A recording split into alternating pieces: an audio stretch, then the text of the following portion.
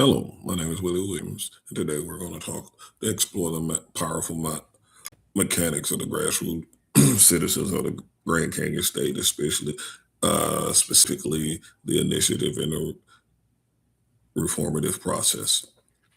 To understand the government, you have to understand that this is a robust direct democracy, meaning the citizens of Arizona have the explicit constitutional power of their own legislator. The authorities have been hard coded into the Article 4 and Part 1 of the Arizona Constitution that were achieved when they achieved in statehood at 1912.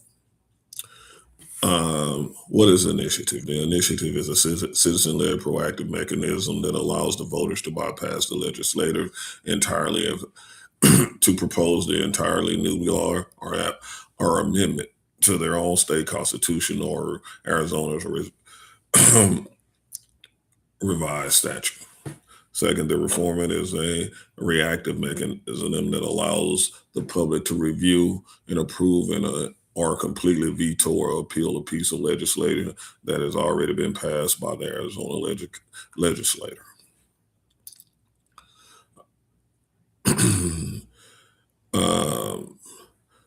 The very first step of both of these is an organization, and a proponent must form an official political committee through their state's online system and file an application for the serial number along with the complete text that of what they're proposing or appealing. The second step is gathering the signatures of registered Arizona voters. Those numbers of signatures fluctuate. It is not a direct number total. The passing of the constitutional incident, the constitution incentives initiatives, you need to have 15%. Secondary initiative, you only have to have 10, and to launch a veto reprimand, you only have to have 5%.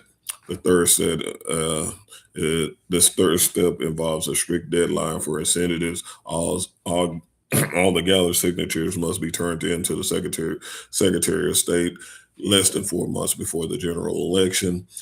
And on the other hand, the reformative timeline is incredibly more restrictive. The proponents have 90 days after the close of a legislation session to get those signatures in. Once the secretary and the county rigorously verify the signatures and it passes the threshold, the measurement is passed to the next general election ballot. Now, let's compare and contrast. They share several core similarities. Both mechanisms are designed to give the power directly to the voters and completely bypass the governor's desk. Both require formal registration and identical rigorous signature verification rules. Both ultimately require the public vote at the general election to succeed.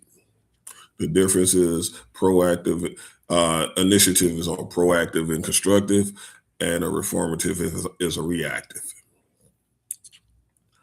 Like any other political tool, both have distinct pros and cons. The initiative biggest pro is it empowers the ordinary citizen to pass popularly widely supported policies.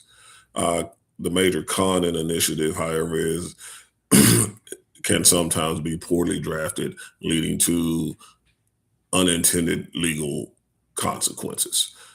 As far as reprimand, the pro for it is it provides essentially a democratic safety valve. If the legislature passes a law completely out of touch with the public will, the people can stop it in its tracks. The con for the reprimand, it is operational, and because of the brutal 90-day deadline, regular everyday citizens often lack the wealth and the logistic infrastructure to successfully run a reprimand campaign without a massive financial backing. Finally, how does this process support the foundational idea of direct democracy on the outline of the, to understand it, you have to go back to 1910 and 1911 when the founders drafted our Constitution. This is where during the height of the progressive era. The founders deeply distrust that had deeply distrust in the corporate monopolies like the railroad and the mining giants. To prevent the corporate capture of the state, the founders built a system that where the government answered directly to the people. In Article 4 and Article 5, it explicitly says the people reserve the power to to propose the law and amendments to the Constitution and enact and react, such as laws and amendments at the polls in independent legislators. In conclusion, the initiative and reformative are not just legal footnotes they are the beating heart of the political identity. They ensure that while we elect representatives to guide the state, the ultimate power of the lawmaking always rests in the hands of the people. Thank you so much for today, and I look forward to for your time today, and I look forward to your feedback.